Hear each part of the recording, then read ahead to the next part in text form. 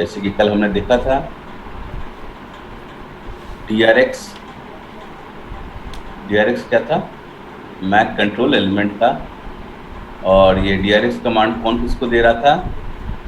Inode भी दे रहा था यूई को, कि आपको कब और कितने देर के लिए स्लीप मोड में जाना है। एक मैक कंट्रोल एलिमेंट हमने देख लिया था कल। अब देखते हैं दूसरा मैक कंट्रोल एलिमेंट, जिसका नाम है बफर स्टेटस रिपोर्ट, शॉर्ट में कहते हैं BSR। ये BSR कौन भेज रहा है? यूई भेज रहा है। किसको? इनोड बी को। अभी तक श्रीधर नहीं आया है, 1-2 मिनट वेट कर लो श्रीधर के लिए।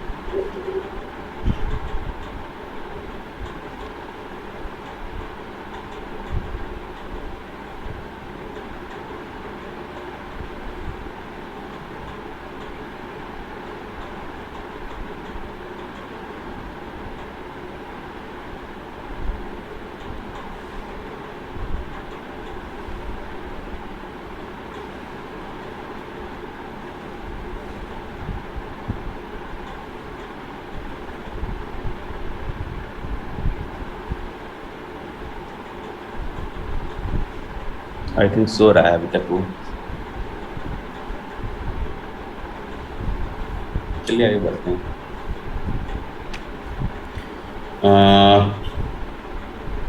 तो मैंने क्या बोला, BSR का जो रिपोर्टिंग होगा वो कौन किसको करेगा? यूई करेगा इनोड बी को। इसका ये कहना क्या चाहता है? ये कहना चाहता है कि जो मेरे बफर में जितने भी डेटा पेंडिंग है उसका रिपोर्ट वो देता है किसको? इनोड बी को। और इनोड बी से क्या मांगता है? अपलिंक ग्रांट रिसोर्स मांगता है कि मेरे पास मेरे बफर में इतना डेटा पेंडिंग है, तुम मुझे अपलिंक ग्रांट रिसोर्स दो तो मैं इस डेटा को ट्रांसमिट कर सकता हूँ। ठीक है, जैसे कि एप्लीकेशन लेयर से मैंने कोई डेटा को क्रिएट किया। ठीक है, एप्लीकेशन लेयर से मैंने कोई डेटा क्रिएट किया, जैसे कि मैंने व्हाट्सएप से ही किया मैंने। ठीक है, व्हाट्सएप से क्या किया, तो मैं छोटा सा मैसेज या वीडियो मैं भेजना चाहता हूँ, तो मैंने व्हाट्सएप से एक वीडियो, छोटा सा वीडियो मैंने भेजा। वो वीडियो किधर आएगा? सबको पता कैसे आता है, स्टेप बाय स्टेप। ठीक है, तो जैसे ही वो RLC के पास पहुंचेगा, ठीक है, RLC के पास क्या होता है? एक बफर होता है। ठीक है, RLC के पास क्या होता है? एक बफर होता है, और उस बफर में जाके क्या करेगा?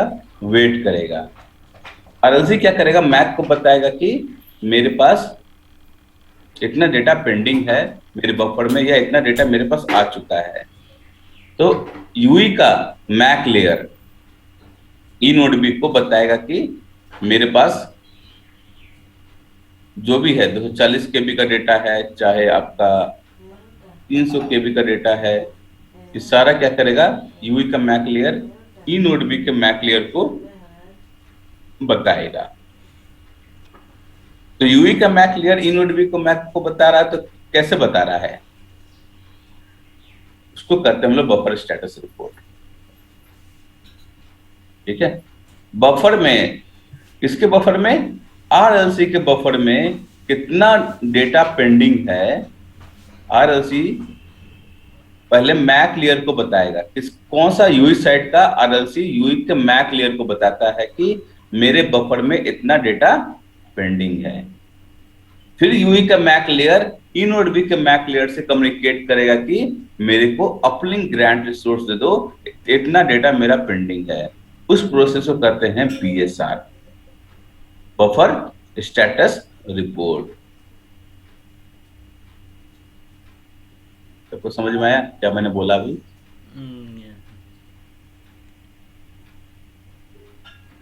विकास? Yes sir, yes sir. हाँ सर, यहाँ पे लिखा हुआ भी है point, UE MAC reports UE buffer status. कौन रिपोर्ट कर रहा है? यूई का मैक रिपोर्ट कर रहा है यूई का buffer status to the eNodeB MAC to get uplink resource. पहला लाइन देखा जाए तो वही बोलना चाह रहा जो मैंने आपको समझाया। The buffer status should be reported group wise. अब जो भी हम लोग बफर का स्टेटस जो बता रहे हैं इनोड बी को, एक ग्रुप वाइज हम लोग बताएंगे, ठीक है, ग्रुप वाइज हम लोग बताएंगे। तो इसने क्या किया, एलटी ने क्या किया है, एलटी ने क्या किया है कि जो भी डेटा आएगा ग्रुप वाइज सर जाएगा। कैसे जाएगा बताता हूं मैं आपको। तो उसका नाम रख दिया है लॉजिकल चैनल ग्रुप, ठीक है, उसका नाम क्या रखा है, लॉजिकल चैनल ग्रुप। और ये लॉजिकल चैनल ग्रुप को 4 ग्रुप में डिवाइड किया है, जिसका नाम है एलसीएच ग्रुप आईडी 0, 1, 2, 3। ये 4 ग्रुप में इन लोगों ने क्या कर दिया है, डिवाइड कर दिया है, डिवाइड कर दिया है, ठीक है। तो इन लोगों ने क्या बोला कि जो भी हम लोग रिपोर्टिंग करेंगे 2 तरीके से रिपोर्ट करेंगे, on the basis of A data structure, और दूसरा बोला on the basis of A BSR timing. ये 2 तरीके से इन लोगों ने क्या बोला कि हम लोग इसका रिपोर्ट करेंगे, डेटा को इनोड बी को बताएंगे। तो इन लोगों ने क्या किया, अगर इसका बात किया जाए तो फिर से इस डेटा स्ट्रक्चर की बात किया जाए तो डेटा स्ट्रक्चर जो है हमारा है, इसमें सिर्फ डेटा के बारे में बताएगा, ठीक है, डेटा का रिपोर्टिंग करेगा। तो डेटा स्ट्रक्चर ऑफ बीएसआर फिर से इन लोगों ने क्या किया, फर्दर कैटेगराइज कर दिया, कितने में, 3 टाइप में। पहला है शॉर्ट बीएसआर, दूसरा है लॉन्ग बीएसआर, तीसरा है ट्रंकेटेड बीएसआर। ये 3 बीएसआर में इन लोगों ने कैटेगराइज किया है बीएसआर को on the basis of A data structure. Short BSR का मतलब भी समझ में आ रहा है क्या, छोटा अमाउंट का डेटा होगा, छोटा साइज का डेटा होगा, है ना। लॉन्ग बीएसआर छोटा साइज का मतलब ये नहीं हुआ कि साइज उसका छोटा होगा, मतलब सिंगल पीस हो सकता है ये डेटा, ठीक है, सिंगल पीस हो सकता है ये डेटा। देखिए क्या लिखा हुआ है यहाँ पर, with short BSR you can inform the amount of data in uplink buffer only, ठीक है। शॉर्ट बीएसआर से क्या इन्फॉर्म कर रहे हो, कितना डेटा हमारा पेंडिंग है अपलिंक बफर में, वो बताया जा रहा है बाय फॉर वन स्पेसिफिक एलसीजी, एक स्पेसिफिक एलसीजी से उसको बताना है।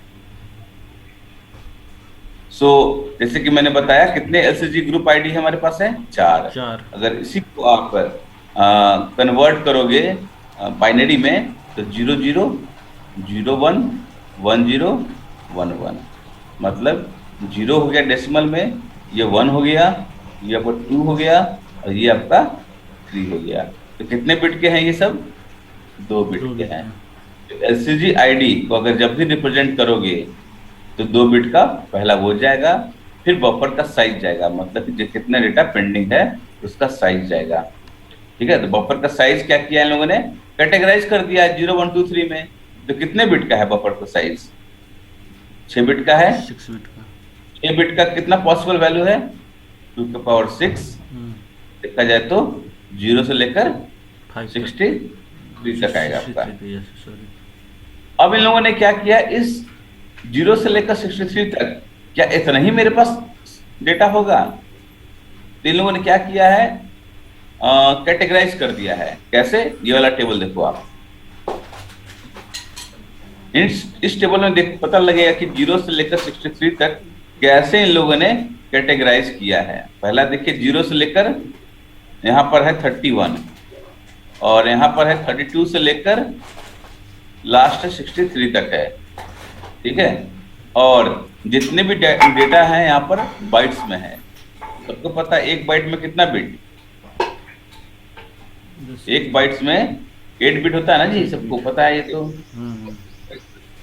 तो अगर हम सपोज करो बीएसआर का रिपोर्टिंग हो रहा है मैं मान लेता हूँ 10 लेकर, ठीक है, तो साइज कितना होगा मेरा बफर में, 36 से लेकर 42 तक, मतलब 36 केबी का 36 केबी का अगर मेरा डेटा हो, 36, 37, 38, 39, 40, 41, और 42, ठीक है। तो क्या करेगा हमारा बफर स्टेटस रिपोर्ट 10 को भेजेगा, मतलब 36 से बड़ा होना चाहिए और 42 से छोटा होना चाहिए, के बराबर होना चाहिए, छोटा है ना। 37, 38, 39, 40, 41, 42 तक रिपोर्टिंग ये करे। तो कैसे जाएगा ये? पहला है मेरा क्या था, एलसीजी आईडी था। एलसीजी आईडी क्या है, कोई भी उठा लो, 00 उठा लो, चाहे 01 उठा लो, चाहे 10, चाहे 11, कोई भी एक ग्रुप उठा लेना है, इसमें कोई भी कंडीशन नहीं लगा हुआ है। तो मैंने उठाया 00। अब मैं उठाना चाहता हूं एलसीजी ग्रुप आईडी, जो कि आप हमने उठाया कौन सा है, 10। तो 10 का क्या होगा, 6 बिट का है, तो 001010। इस तरीके से रिपोर्ट करेगा वो क्या, शॉर्ट बीएसआर को। अब देखो, अगर इसको देखोगे तो क्या 10 है यहाँ पे,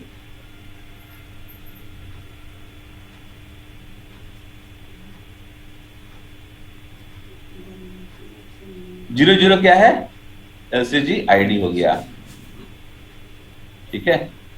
और 6 बिट का क्या मेरा है, 6 बिट का क्या है मेरा बताइए, बफर साइज हो गया, ठीक है। 6 बिट का मेरा बफर साइज हो गया। अब ये 6 बिट का है तो मैंने क्या लिया है, 10 लिया है। तो 1 2 4 8 16 32, क्योंकि मेरा 10 ही है, तो जो आपका 1 वाला है उसको लेना है, 0 वाला को कैंसिल कर देना। तो मैंने 2 लिया, 2 पे मेरा 1 है ना जी, और 8 पे मेरा 1 है, तो 2 + 8 कितना हो गया, 10। तो 10 इस तरीके से हम लोग रिप्रेजेंट कर देंगे। अगर यही अगर होता, मैं मान के चलता हूँ 48 का मतलब क्या हुआ, कितना साइज है, 16,507 से लेकर 19,325 के बीच में अगर मेरा डेटा का साइज है, तो क्या होगा, ये एक बार में हम लोग इसको रिपोर्ट कर सकते हैं, किसको, इनोडबी को। और इनोडबी उसके अकॉर्डिंग क्या करेगा, रिसोर्स देगा। ये सिर्फ रिपोर्टिंग हो रहा है, डेटा ट्रांसमिट नहीं कर रहे हम लोग। हमारे बफर में कितना डेटा आया है, यूई का मैक लेयर सिर्फ रिपोर्ट कर रहा है उसको, मेरा इतना डेटा मेरे बफर में है, क्या तुम मुझे इतना के लिए अपलिंक रिसोर्स दे पाओगे क्या? इनोड भी बोलेगा कि हाँ या ना, उसके पास रिसोर्स अवेलेबल होगा तो देगा, रिसोर्स अवेलेबल नहीं रहेगा तो नहीं देगा। अगर नहीं रहा तो क्या होगा बताइए। मान के चलिए यूई ने इतना रिपोर्ट कर दिया उसको कि हाँ मेरे बफर में इतना डेटा पेंडिंग है, मुझे ये डेटा भेजना है, मेरा फ्रेंड वेट कर रहा है। एक छोटा सा वीडियो है मेरा मैं अपने फ्रेंड को भेजना चाहता हूँ, ये छोटा सा वीडियो। यूई के मैक लेयर ने इनोडबी के मैक लेयर से पूछा इतना डेटा मेरे को अपलिंक ग्रांट रिसोर्स दे दो। इनोडबी के मैक ने मना कर दिया, तो क्या होगा, उसको स्मॉल अमाउंट ऑफ रिसोर्स उसको दे दिया। तो उस केस में क्या करता है यूई का मैक लेयर बताइए, ये तो बताया था मैंने इसका आंसर। बैक ऑफ इंडिकेटर भेजेगा। बैक ऑफ इंडिकेटर तो तब भेजेगा जब उसके पास बिल्कुल ही नहीं रहेगा रिसोर्स। मेरा क्वेश्चन ये है कि अगर उसने स्मॉल अमाउंट ऑफ रिसोर्स दे दिया तो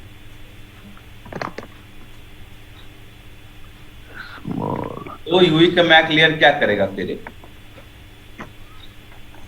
सपोज करो इसके पास 400 केबी हाँ 400 ही केबी ले लो। 400 केबी कहाँ पे आ रहा है, यहाँ पे आ रहा है 25 के पास आ रहा है। मान के चलो 400 केबी का रिपोर्टिंग कर रहा है यूई का मैक लेयर। इनोडबी का मैक लेयर कर रहा है कि नहीं, मैं तुमको 200 केबी दूंगा।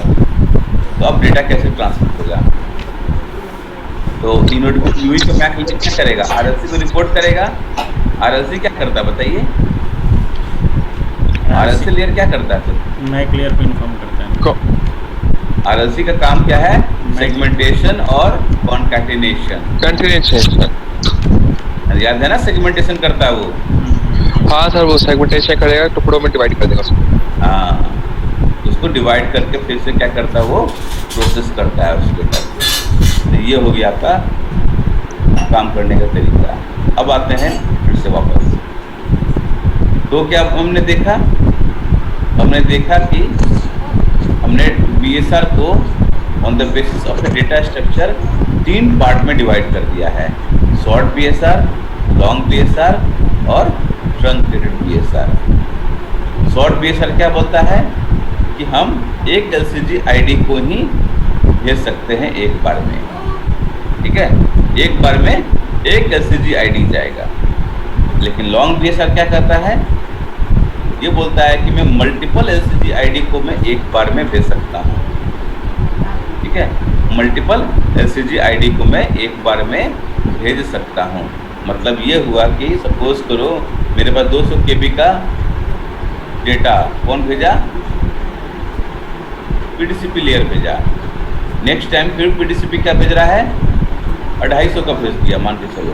तीसरी बार में क्या भेज दिया, 300 का भेज दिया। फिर चौथी बार में क्या भेजा, फिर 400 का भेज दिया। इस तरीके से क्या करा, PDCP धराधर डेटा को ट्रांसमिट कर दिया। अब ये सारे के सारे डेटा कहाँ पे आ गए, बफर में। कहाँ पे आके बताइए, यूई के RLC के पास। अब यूई का RLC क्या करेगा, यूई के मैक लेयर को बताएगा कि भाई मेरे पास इतने सारे डेटा हैं। तो कैसे रिपोर्ट करेगा वो रिपोर्ट करेगा buffer size 0, buffer size 1, buffer size 2, buffer size 3। मतलब ये हुआ कि सारे LCG ID को एक बार में यूज कर लेगा वो, चारों के चारों LCG ID को यूज कर लेगा। तो अब क्वेश्चन आता है कि क्या चारों के चारों जरूरी है, या मेरे पास 2 रहेगा तो मेरा काम चल जाएगा, बताइए। जरूरी है अगर मान के चलिए कि मेरे पास इतना कल के लिए ही सफिशिएंट मेरा है, बाकी मेरे को 2 यूज नहीं करना है, ठीक है, 0, 1 ही का ही यूज है, 2, 3 मेरे को यूज नहीं करना है। तो क्या हम लॉन्ग BSR के फॉर्मेट में भेज सकते हैं क्या, ये फॉर्मेट बनाया हुआ है। तो देखिए कैसे जाएगा, LCG ग्रुप ID 0 चला जाएगा, LCG ग्रुप ID 1 भी चला जाएगा। लेकिन जो इतना जो स्पेस बचेगा ना, वो क्या करेगा, ये लोग पैडिंग डाल देगा। क्यों, एक बाइट में 1 बिट होता है। अब बिट अलाइनमेंट करना है, आप ऐसा नहीं कर सकते हो कि बिट को आप डिवाइड कर दोगे, आप अपने मर्जी से नहीं कर सकते हो। ये ऑलरेडी क्या है, प्री डिफाइंड है, ठीक है, वो ऑलरेडी क्या है, प्री डिफाइंड है। आपको कुछ ना कुछ भेजना पड़ेगा। तो क्या भेजोगे, पैडिंग भेजोगे। पैडिंग क्या है, गार्बेज डेटा है। तो जैसे ही गार्बेज डेटा को डाल के भेजोगे तो इनोड भी समझ जाएगा कि इसने गार्बेज डेटा भेजा है बिट अलाइनमेंट के लिए, और उसको क्या करेगा, उस साइड में डस्टबिन में फेंक देगा वो अपना। लेकिन जैसे ही आपका 3 ग्रुप का करोगे तो 0 हो गया, 1 हो गया, 2 हो गया, लेकिन 3 नहीं भेजना चाहते हो, तो यहाँ तक जाएगा। ये भी आपका क्या हो जाएगा, यूज होगा। और यहाँ से लेकर यहाँ तक क्या होगा, वो यहाँ से यहाँ तक गार्बेज डेटा चला जाएगा। लेकिन ये लॉन्ग BSR कब इम्प्लीमेंट होगा, जब आपका 2 से अधिक क्या होगा, 2 से अधिक LCG ID होगा, तभी 2 या 2 से अधिक LCG ID होगा तो लॉन्ग BSR करेंगे। अगर 1 होगा तो शॉर्ट BSR को इम्प्लीमेंट करेंगे। तो ये हो गया आपका लॉन्ग BSR। तीसरा ट्रंकेटेड BSR। ट्रंकेटेड BSR क्या कहना चाहता है, जब आप लॉन्ग BSR को यूज़ कर रहे हो, ठीक है, लॉन्ग BSR को आप यूज़ कर रहे हो, सपोज करो बफर साइज 0 और 1 है, ठीक है, बफर साइज 0 और 1 को क्या किया आपने, यूज़ कर लिया, और क्या कर रहे थे आप, इसको रिपोर्ट करने जा रहे थे, किसको, TNODB के मैक लेयर को। लेकिन सडनली क्या हुआ, नया डेटा आ जाता है। सडनली आप यहाँ पर पैडिंग लगाने वाले ही थे कि अचानक से डेटा आ जाता है, जो कि कहते हैं न्यू डेटा, नया डेटा आ जाता है। तो नया डेटा को भी क्यों ना हम लोग इसी में अकोमोडेट कर लें, क्यों उसके लिए नया से एक LCG बफर स्टेटस रिपोर्ट बनाए, क्यों बनाए। तो जब भी आपका कोई नया डेटा आएगा, ठीक है, जब भी कोई आपका नया डेटा आएगा कहाँ से, RLC लेयर से, तो उसको भी रिपोर्ट करना पड़ेगा अपने को। ठीक है, ऑलरेडी हम लोग ओल्ड डेटा को क्या कर रहे थे, हम लोग ट्रांसमिट करने के लिए रेडी थे, और जो स्पेस बचा हुआ था उसको पैडिंग यूज़ कर रहे थे। उस पैडिंग को यूज़ ना कर करके क्या करेंगे, हम लोग नया वाला डेटा का भी इंफॉर्मेशन भेज देंगे। उस प्रोसेस को करते हैं हम लोग ट्रंकेटेड BSR। समझ में आया ये तीनों, short BSR, long BSR and truncated BSR। अब तीनों के तीनों क्या है, एक मैक कंट्रोल एलिमेंट है। सर एक बात बताओ, जो लॉन्ग है, हाँ हेलो हाँ सर, जो लॉन्ग ट्रांसमिट है ये ऑलरेडी पैडिंग डाल देता है, ठीक है। लॉन्ग है 4, जैसे 0 1 अपना यूज कर लिया, सेकंड थर्ड में गार्बेज डाल दिया, गार्बेज में डाल दिया हमने इसको। तो ये जो ट्रंकेट BSR है इसका क्या फंक्शन है, मुझे समझ नहीं आई। ट्रंकेटेड का मतलब ये हो गया, जैसे कि आप पैडिंग आप यूज करने वाले थे और ट्रांसमिट करने के लिए आप रेडी हो गए थे, ठीक है, तो उतने देर में क्या होता है कि एक नया डेटा भी आ जाता है आपके पास। ठीक है, नया डेटा तुरंत आ गया, और वो पैडिंग अब यूज कर रहे हो फालतू का ना।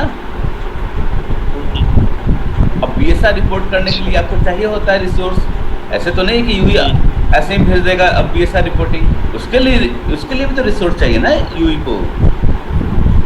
तो मान के चलिए कि BSR रिपोर्टिंग कर रहा है आपका लॉन्ग BSR से, अब पैडिंग डाल के भेज दिया, उसी समय आपका नया डेटा भी आ गया था। तो फिर क्या करोगे, फिर से आप क्या कर रहे हो, यूई क्या कर रहा है, eNodeP से अपलिंक ग्रांट रिसोर्स मांगेगा कि मेरे को फिर से रिपोर्ट करना है BSR। क्या आप मेरे को रिसोर्स दोगे, तो फिर वो देगा रिसोर्स। तो एक बार बताओ, एक तरीके से क्या हो गया, एक लंबा प्रोसेस हो गया, डिले हो गया, और रिसोर्स भी आप यूटिलाइज सही से नहीं कर पा रहे हो। तो जब हमारा न्यू डेटा जब उसी समय आ चुका था, तो पैडिंग क्यों यूज़ किया, पैडिंग ना यूज़ करते, डायरेक्टली क्या कर देते, वो अपना डेटा को उसी में रिपोर्ट कर दिए होते। समझ में आ गया? ठीक है सर, हाँ यही हुआ। ट्रंकेटेड BSR का मतलब यही हुआ कि जब भी आपका नया डेटा आएगा, और ओल्ड डेटा हमारा एग्जिस्ट कर रहा है पहले से, और हम लोग रिपोर्ट करने वाले थे लॉन्ग BSR। उस लॉन्ग BSR में क्या हुआ कि स्पेस बचा हुआ था, सपोज करो 1 का या 2 का जो भी है, बफर साइज 2 के लिए या बफर साइज 3 के लिए स्पेस बचा हुआ है। तो हम लोग क्या करने वाले थे, पैडिंग यूज़ करने वाले थे। तो पैडिंग यूज़ ना करके क्या करेंगे, नया वाला जो डेटा आया है उसको रिपोर्ट कर देंगे इस जगह पे। वैसे प्रोसेस को करते हैं ट्रंकेटेड BSR। ये 3 टाइप्स का डिफरेंट टाइप्स का ये BSR है, शॉर्ट, लॉन्ग और ट्रंकेटेड BSR, जो कि एक तरीके का मैक कंट्रोल एलिमेंट है। ठीक है, अब बात ये आती है कि हमने इसको 6 बिट को क्या किया है, 64 डिफरेंट पार्ट में डिवाइड किया है ना, 0 से लेकर 63 तक। ऐसा क्यों करना पड़ा, क्योंकि हमारे पास अगर डेटा क्या है, डेटा तो भैया बहुत है। अगर मैं बात करूं 1 से लेकर तो 1.5 लाख हो सकता है, 2 लाख हो सकता है, यहाँ पर देखा जाए तो 1.5 लाख तक लिया गया है। 1 से लेकर 1.5 लाख अगर रहेगा, और सबको अलग अलग तरीके से अगर हम रिप्रेजेंट करते हैं या एक्सप्लेन करते हैं, तो 1.5 लाख का बिट भी होना चाहिए जो उसको समझा सके। तो काफ़ी बड़ा प्रोसेस हो गया। तो इन लोगों ने क्या किया है, एक ग्रुप बना लिया। ठीक है, ये लोगों ने क्या किया, ग्रुप बना लिया और उसको कैटेगराइज कर दिया सब पार्ट में। जैसे कि देखो, it would require too many bits to represent a real data size. अगर रियल डेटा साइज को अगर रिप्रेजेंट करना है, तो रियल में देखा जाए तो बहुत सारा बिट का यूज़ होगा। ठीक है, तो इसलिए इन लोगों ने क्या किया, ब्रेक डाउन कर दिया डेटा को, डेटा साइज को ब्रेक डाउन करके 64 डिफरेंट रेंज में क्या कर दिया है, सजा दिया है, और सब में क्या कर दिया है, इंडेक्स डाल दिया है, जिससे ये लोग आराम से एक्सप्लेन कर सकें कि हाँ हमारे बफर में इतना डेटा पेंडिंग है।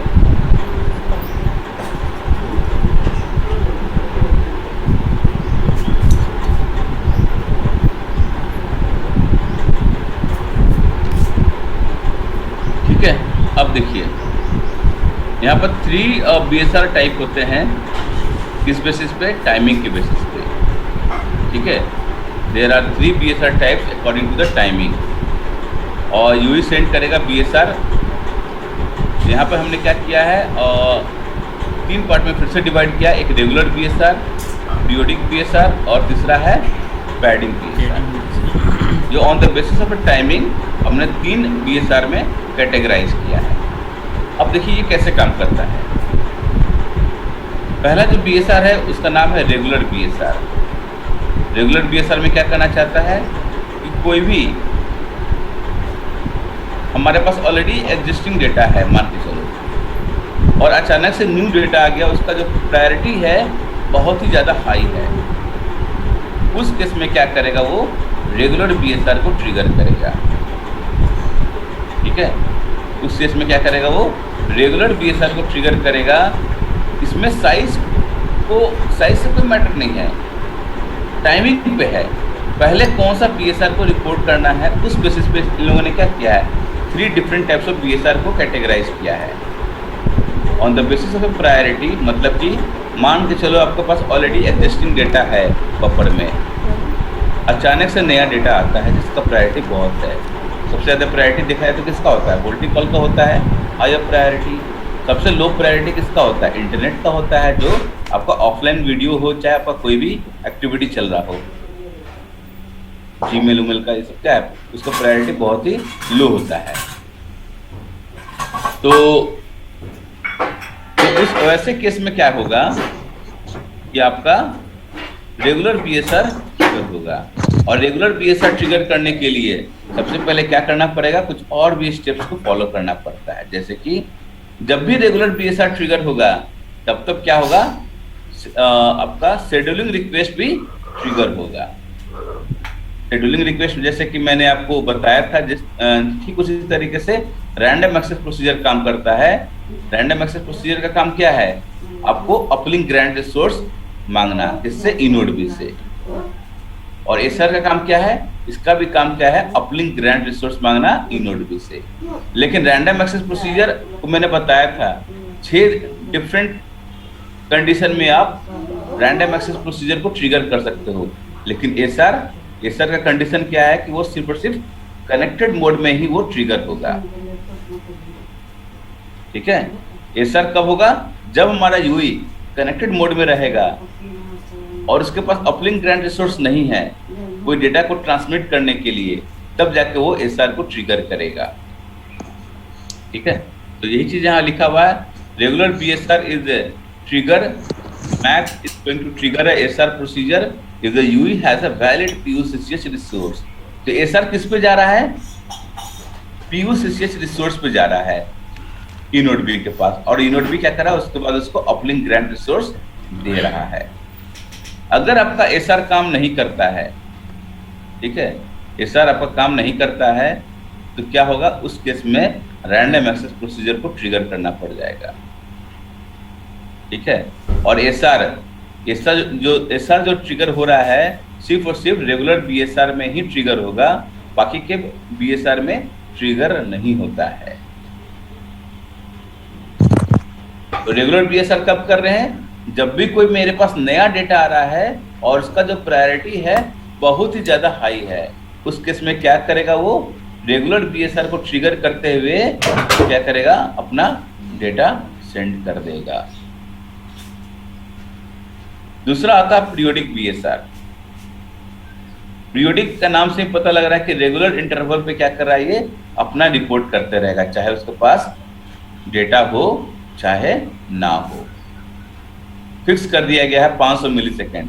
हर 500 मिलीसेकंड पे क्या कर रहा है, यूई अपना रिपोर्ट कर रहा है किसको, इनोडबी को, कि हाँ मेरे पास मेरे बफर में डेटा है या नहीं है। तो अपने क्या किया, एक टाइमिंग फिक्स कर दिया 500 मिलीसेकंड। उस बेसिस पे क्या कर रहा है, ये बार बार क्या कर रहा है, रिपोर्ट कर रहा है। वैसे प्रोसेस को करते हैं हम लोग पीरियोडिक BSR। और ये जो पीरियोडिसिटी है कौन डिफाइन करता है, नेटवर्क बोलेगा, इनोडबी बोलेगा कि हाँ तुमको कितने देर पे मेरे को रिपोर्ट करते रहना है, ठीक है।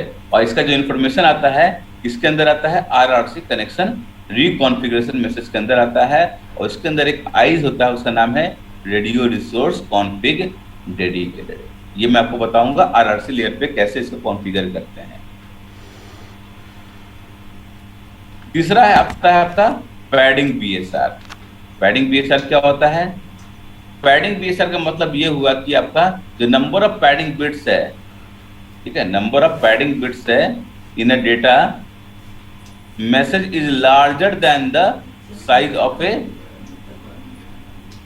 BSR, so that padding bit space can be used to send the BSR. So padding BSR से ये होना चाह रहा है कि जो स्पेस बचा हुआ है पैडिंग को यूज करने के लिए after using the BSR reporting, वो स्पेस को यूटिलाइज करना है। अगर आप चाहते हो तो आप उसको भी यूटिलाइज कर सकते हो। वैसे प्रोसेस को करते हैं हम लोग पैडिंग BSR। तो तीन हमारे पास क्या है, डिफरेंट टाइप्स ऑफ BSR है on the basis of timing. आगे देखते हैं। किस किस केस में हमारा यूई ट्रांसमिट कर रहा है BSR? पहला आता है क्या, जब भी हमारा यूई के पास अपलिंक डेटा आएगा, यूई के पास अपलिंक डेटा आ गया ट्रांसमिट करने के लिए, तब क्या करेगा, वो BSR को ट्रिगर करेगा। तो कौन सा BSR को ट्रिगर करेगा? क्वेश्चन ये आता है। अब हमारे पास दोनों टाइप का BSR आ गया, on the basis of A data structure and on the basis of a timing. ठीक है, अब वो डेटा देखिएगा कि नॉर्मल डेटा है, ठीक है, फर्स्ट टाइम अगर आप ट्रिगर कर रहे हो तो शॉर्ट BSR करेगा जब SCG ID 1 रहेगा। तो SCG ID 1 मतलब कोई भी 0, 1, 2, 3 में कोई भी SCG ID को अगर 1 रहा तो उसमें शॉर्ट BSR को ट्रिगर करेगा। लॉन्ग BSR जब SCG ID मोर देन 1 रहा तो, और ट्रंकेटेड BSR तब ट्रिगर करेगा जब आपका कोई नया डेटा आ गया हो और लॉन्ग BSR हमारा ट्रिगर हो रहा था, उसके जगह पे जो स्पेस बचा हुआ था उस पैडिंग यूज करने वाले थे, लेकिन नया डेटा उसी समय आ चुका था, तो हमने क्या कर दिया, ट्रंकेटेड BSR कर दिया। लेकिन अगर कोई नया डेटा आ रहा है अभी 5 प्रायोरिटी के साथ, तो उस केस में क्या कर देंगे हम लोग, रेगुलर BSR को ट्रिगर कर देंगे। ठीक है, मतलब ऑलरेडी सब कुछ क्या है हमारा, हमने इसको शॉर्ट BSR से, लॉन्ग BSR से, ट्रंकेटेड BSR से, इन तीनों BSR से क्या कर दिया है हम लोगों ने, रेडी कर रखा डेटा को। अब क्या कर रहे हैं हम लोग, ट्रिगर करने वाले हैं, तो on the basis of timing. तो अगर उसका प्रायोरिटी ज़्यादा रहेगा तो उस केस में रेगुलर BSR को ट्रिगर करना पड़ेगा। अगर हमारे पास यूई के पास अपलिंक ग्रांट है और padding data is larger than the size of a BSR control element and the sub header, उस केस में क्या करेगा, पैडिंग BSR ट्रिगर करेगा। जैसे कि मैंने आपको बताया, जब भी हमारे पास पैडिंग का जो स्पेस है ज़्यादा है, किससे, आपका जो डेटा है, साइज है BSR का, अगर उससे ज़्यादा रहेगा तो क्या करेगा, वो पैडिंग BSR को ट्रिगर करेगा। ठीक है, कुछ ऐसा भी कंडीशन होता है जब मान के चलो कि इनोडबी ने यूई को अपलिंक ग्रांट रिसोर्स दे दिया है, लेकिन यूई के पास कोई भी डेटा नहीं है उसके पास। ऐसा रेयर केस होता है, लेकिन कभी कभी गलती से अगर दे दिया इनोडबी यूई को, तो यूई क्या करेगा, उसको तो रिस्पॉन्स देना है, क्योंकि यूई हमारा इनोडबी के कंट्रोल में है। अगर इनोडबी ने उसको अपलिंक ग्रांट रिसोर्स दे दिया है इसको, यूई को, और यूई अब क्या कर रहा है, वो उसके पास कोई डेटा नहीं है। एग्जाम्पल बता रहा हूँ, जैसे कि आप कभी किए होगे, कोई मैसेज भेजने की कोशिश कर रहे हो और बाद में उसको कैंसिल कर देते हो बिना सेंड किए हुए, होता है ना, तो वो तो डेटा आपका कैसे भी करके बफर में पहुंच गया। हो सकता है कि यूई का मैक लेयर ने इनोडबी के मैक लेयर से बात भी कर लिया होगा अपलिंक ग्रांट रिसोर्स के लिए, और इनोडबी के मैक ने अपलिंक ग्रांट रिसोर्स दे भी दिया होगा, लेकिन जब दे दिया होगा तो आपने क्या कर दिया, उस डेटा को डिलीट मार दिया इतनी देर में ही। अब जब डिलीट मार दिया तो अब वो क्या करेगा, यूई का मैक लेयर, उसको तो भेजना है ना, यूनिट बी का मैक तो दे दिया, अब यूई का मैक क्लियर तो बन गया बेवकूफ कि भाई ये तो यूजर जो मेरा था उसने मैसेज को ही डिलीट मार दिया, अब मैं क्या करूं? तो क्या करेगा उस समय वो पैडिंग नाम का डेटा भेज देगा। इसका नाम क्या है? 000 या 111 करके डाल देगा, कुछ भी एक गार्बेज डेटा डाल के भेज देगा। ठीक है, तो ये 00 जो भेजेगा तो BSR इंडेक्स क्या होता है सबको पता है, जैसे कि 0। देखिए अगर BSR का इंडेक्स आप देखोगे तो गार्बेज डेटा भेजना है तो कैसे भेजेगा वो? 0 भेज के चला जाएगा। ठीक है,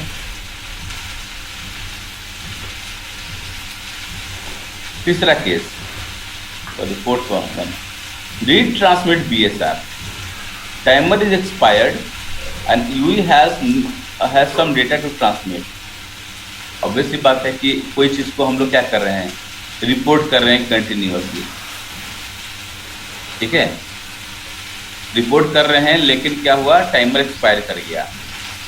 BSR का भी एक टाइमर होता है, उस दौरान आपने क्या किया, डेटा को ट्रांसमिट नहीं कर पाए, तो उस समय क्या करेगा, और डेटा पेंडिंग है हमारा बफर में, तो उस केस में क्या करेगा, वो रेगुलर BSR को ट्रिगर करेगा। ठीक है, तो वैसा केस को रीड ट्रांसमिट BSR भी करते हैं। मतलब कहना ये चाहता है कि जब भी हमारा BSR का रिपोर्टिंग का टाइमर जब एक्सपायर कर जाता है तो फिर से रीड ट्रांसमिट BSR टाइमर को स्टार्ट करते हैं हम लोग। लास्ट में है पीरियोडिक BSR, अगर इसका टाइमर एक्सपायर कर गया तो क्या करेंगे हम लोग, ट्रिगर करेंगे पीरियोडिक BSR फिर से एक बार। अब कंडीशन ये आता है कि कब भेजना है अपने को लॉन्ग BSR और कब भेजना आपको शॉर्ट BSR। ये इंटरव्यू में सवाल पूछता है, when to send long BSR and when to send short BSR। तो आपको पता ही है इसका आंसर, शॉर्ट BSR तभी करेगा जब इसका LCG ID 1 होगा, और लॉन्ग BSR कब ट्रिगर करेगा, जब उसका LCG ID ग्रेटर देन 1 होगा। तो सबसे पहला क्राइटेरिया क्या है, चेक करना कि क्या ये पैडिंग BSR है या रेगुलर BSR है या पीरियोडिक BSR है। सबसे पहले वो चेक करेगा on the basis of a timing पे। ठीक है, on the basis of a timing they will check